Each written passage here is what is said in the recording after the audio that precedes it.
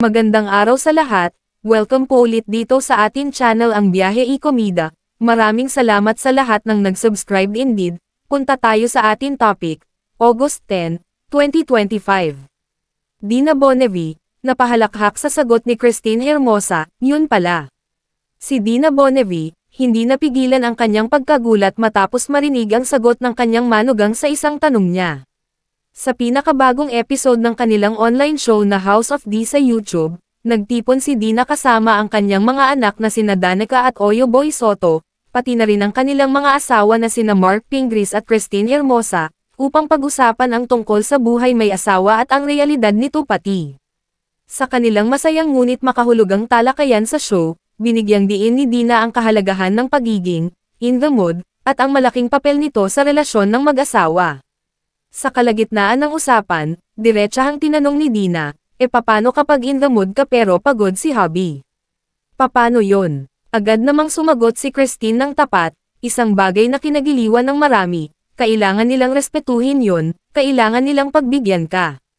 Dahil dito, nagulat si Dina at ipinakita ang kanyang shock reaction bago siya humalaklak ng malakas na siyang nagpasaya rin sa lahat ng naroon.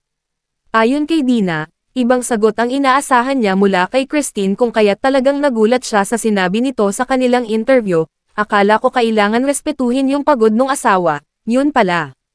Kailangan pagbigyan ka. Ang nakakatuwang palitan ng sagot at reaksyon ay nagdala ng tawanan at kilig sa mga manunood ng naturang episode, na patunay sa natural at masayang samahan ng pamilya na ito. Paano kapag halimbawa in the mood ka? Pero pagod si hubby, katulad ni Marco, paano gagawin? Kailangan nilang respetuhin yon. Kailangan nilang pagbigyan ka. Hindi pwede.